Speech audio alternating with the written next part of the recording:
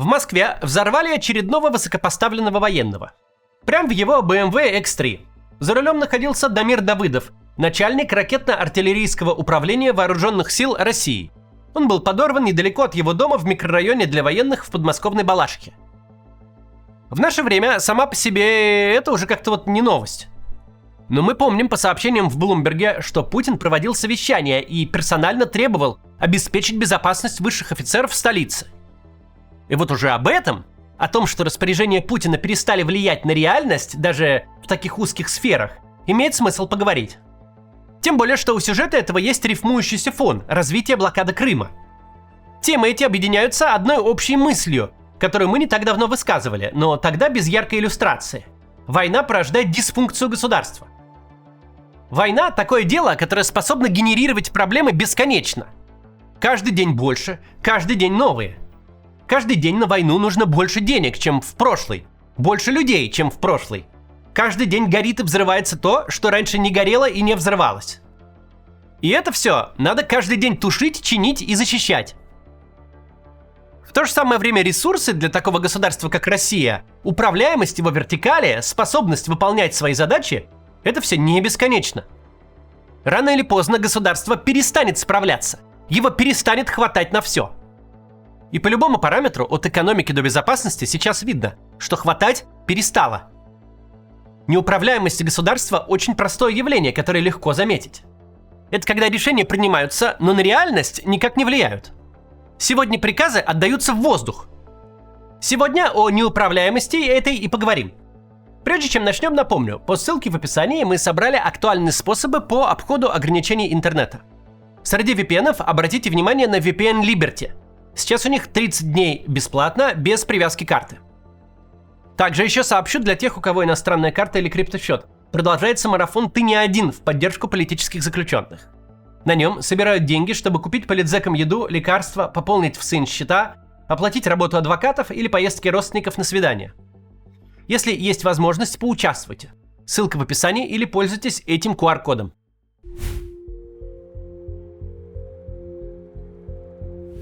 До начальника ракетно-артиллерийского управления Минобороны Дамира Давыдова в Москве было убито 3 генерала.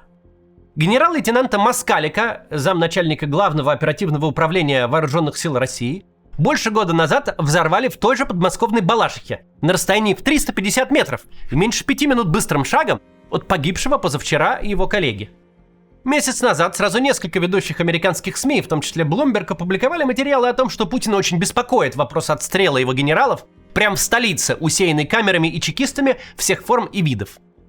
Что по этому поводу проводилось вполне драматичное совещание, на котором решили расширить перечень лиц под охраной ФСО. Но мы и без иностранных журналистов догадались бы. Путина вряд ли оставляет равнодушным тот факт, что его высший генералитет в Москве чувствует себя как банкиры в 94-м. Как там 5-й год под обстрелами поживают рядовые жители Курской и Белгородской областей, это, с точки зрения режима, персональные трудности граждан. Но способность украинских спецслужб систематически ликвидировать важных для войны людей в столице – это самая прямая угроза из возможных. Режим не может демонстрировать, что он не способен защищать своих. Прошли эти совещания, всем, кому надо, сказали, что надо усилить, углубить и расширить, другим выдали на орехи. Проходит полгода и снова ровно в том же микрорайоне, где компактно проживает множество высокопоставленных военных, все происходит по старой схеме. Взрыв автомобиля, погибший военачальник. Что было это совещание, что не было его, что беспокоит вопрос Путина, что не беспокоит.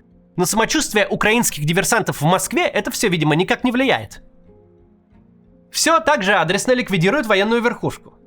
Не устраивают огромные теракты, не сносят дома и торговые центры, но присылают бомбу точно туда, куда им надо. Любые спецслужбы регулярно проваливаются, в этом нет никакой новости. Американцы прохлопали теракт 11 сентября, израильтяне 7 октября. Европейцы тоже регулярно пропускают теракты, в этом нет никакой новости. Но одно дело рандомные нападения в непредсказуемых местах. За всем действительно не уследишь, каждого фанатика не выловишь. А совсем другое дело систематические убийства ограниченного числа высокопоставленных лиц. Фанатику-террористу, который взял в аренду фургон, плевать, в какую толпу на нем въехать. Даже если все мероприятия на открытом воздухе перекрыть полицией бетонными блоками, Фанатик въедет в чью-то свадьбу или в чей-то день рождения. Ему не принципиально ведь кого убить. Здесь же буквально несколько сотен человек, за которыми надо следить, чьи адреса, маршруты передвижения, распорядок дня надо устанавливать. Несколько сотен человек, для охоты на которых нужно именно иметь развитое и постоянно действующее диверсионное подполье, способное изготовить и заложить бомбу в нужное время в нужном месте. Это не абстрактное обеспечение безопасности страны в целом, или даже просто Москвы. Здесь задача защитить несколько сотен заранее известных людей, представляющих интерес для Украины, которые известно где живут, где работают и как туда-обратно добираются. А значит, заранее известно, где на них будут охотиться. Есть список автомобилей, не такой уж длинный, которые могут скоро взорваться. Задача для десятков тысяч московских чекистов именно эти автомобили уберечь. Даже с такой задачей, как выяснилось, российское государство справиться уже не может. Путин чем-то там возмутился, задачи какие-то поставил. Все взяли под козырек, и ничего не произошло. Точнее, произошло ровно там, где и нужно было этого ожидать. Вот так и выглядит дисфункция. Решение есть, а действий нет. Причем мы ведь даже знаем, что будет дальше. ФСБ пойдет по соцсетям в поисках тех, кому можно пришить оправдание терроризма за неосторожный пост. Это станет их формой отчетности. Вот только существованию диверсионного подполья это никак не повредит. Никак не изменит тот простой факт, что государство, в котором спецслужбы получили всю полноту власти, не может защитить даже тех, кто ему действительно нужен. Не может решить конкретную задачу. Возвращаясь к сравнению с несчастными банкирами 90-х, сейчас государство не может выполнять роль даже бандитской крыши. Даже если ты, прям очень государству важен, совершенно не факт, что у него хватит сил тебя спасти. После небольшой рекламы обсудим связанную тему развития блокады Крыма. Если вы планируете поехать за границу этим летом, стоит подготовиться заранее и на всякий случай завести себе карту-другую иностранного банка. Причем такие, чтобы пополнять можно было прямо с российских карт и выводить обратно. Однако стоит быть внимательным. Сейчас появилось немало мошенников, предлагающих открыть зарубежную карту, и среди них есть и клоны уже известных и надежных компаний. Поэтому используйте верные ссылки и выбирайте проверенный сервис. Например, сервис MasterCard Bridge. Его основал мой зритель Данила еще в 2022 году. Он работает с банками напрямую, поэтому цены у него доступней, а сроки открытия от 1 дня. Кроме того, Данила дает гарантии. Вы либо получите карту, либо вам вернут деньги в полном объеме. Ситуации бывают разные, да и законы другой страны могут резко измениться, поэтому такая гарантия будет не лишней. Данила открывает карты уже больше 4 лет. Он знает об этом все и до нюансов. Вы можете написать ему напрямую, и он абсолютно бесплатно разберет конкретно вашу ситуацию, подскажет решение и направит. А карта пригодится вам не только в поездке при бронировании отелей, авиабилетов и оплате покупок. Вы также сможете оплачивать зарубежные сервисы – Spotify, Netflix, Steam, ChatGPT. Сможете пользоваться Swift, подключить карты к Apple Pay или Google Pay, хранить деньги на зарубежном счете в валюте, получая проценты. Кстати, если у вас есть уже карта Казахстана, Данила поможет ее продлить на 5 лет и доставит вам. Сейчас цены на открытие карты выгоднее, чем когда-либо. Однако и возможностей с каждым месяцем становится все меньше. Поэтому лучше не тянуть. В описании к ролику у меня стоит оригинальная ссылка на сервис MasterCard Bridge. По промокоду MaximKatz скидка в 30%.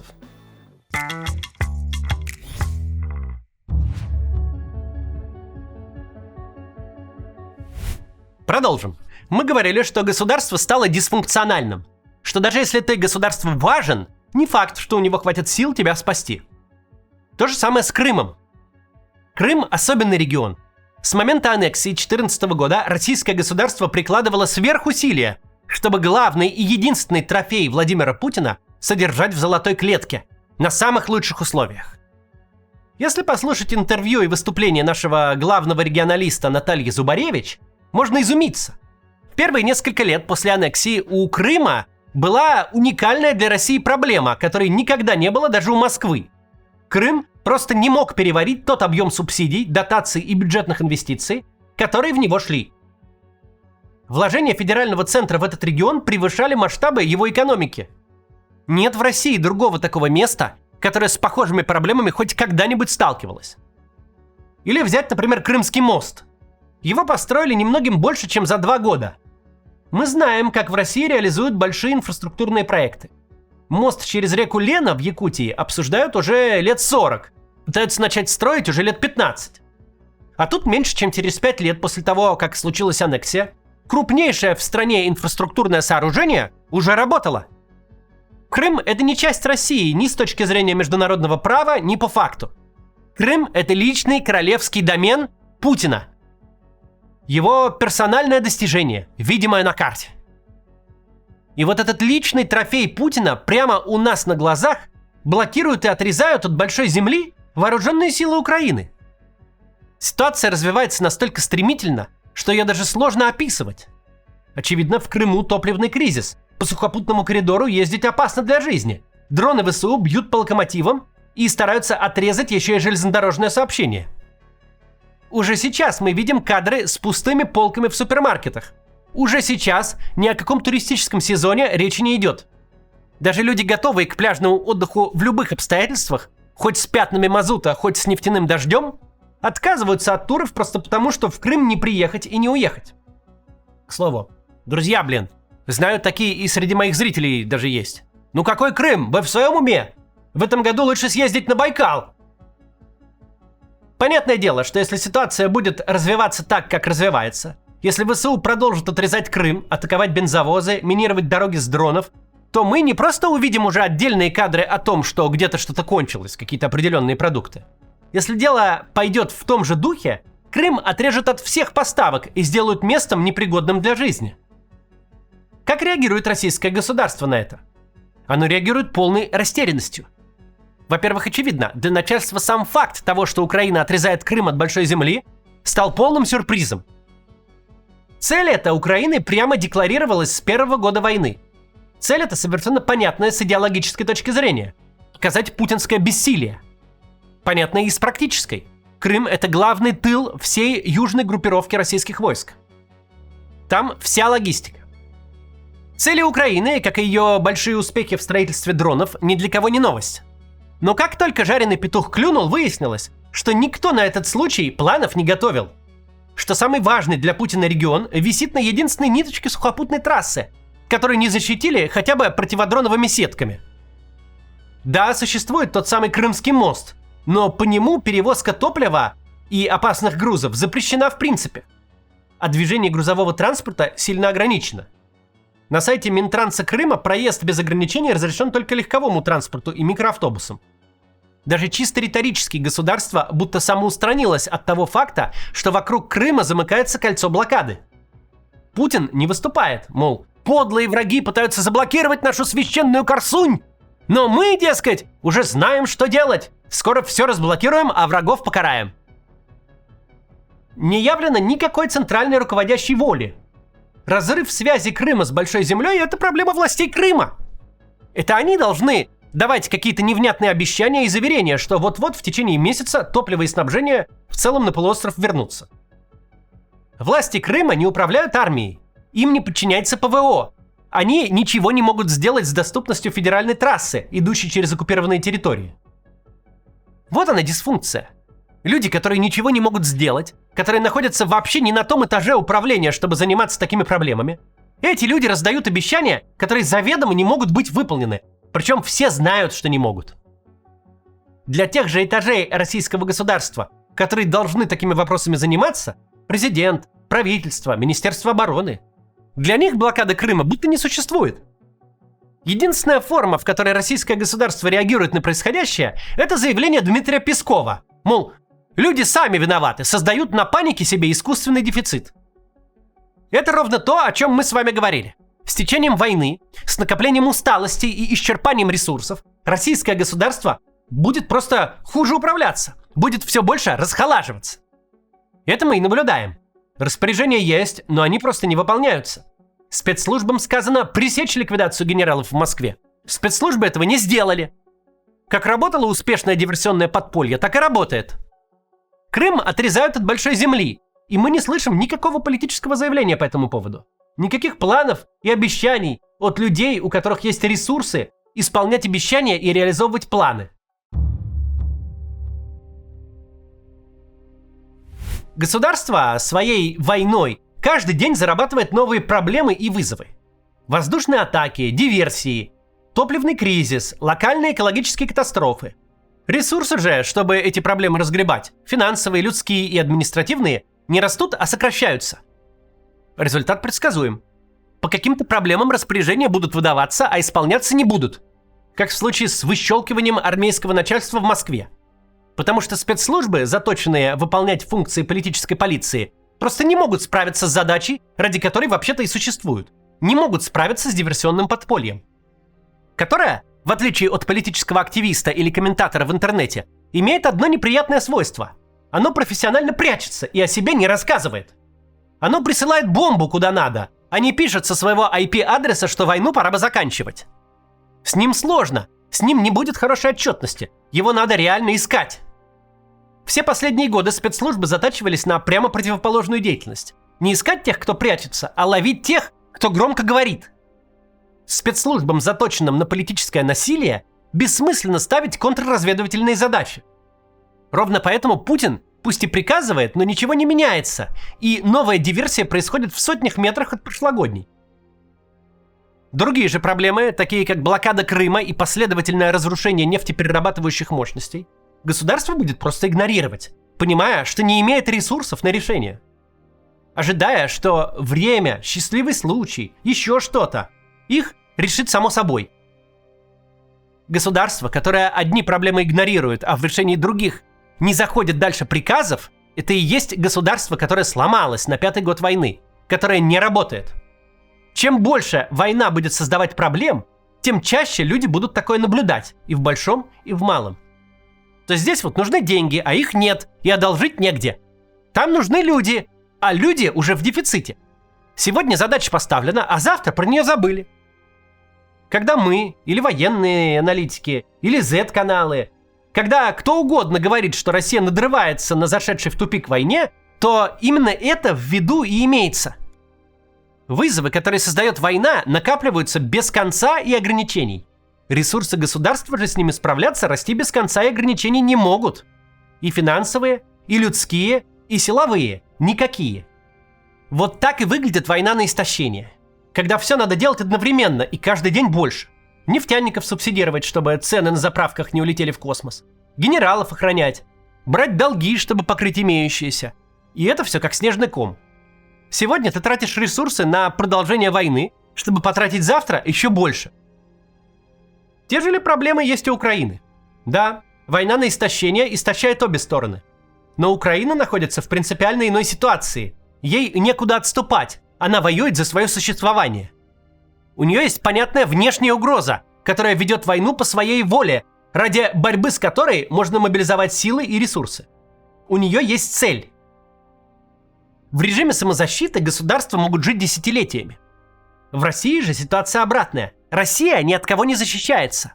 У российской войны цели нет. Она идет ни зачем.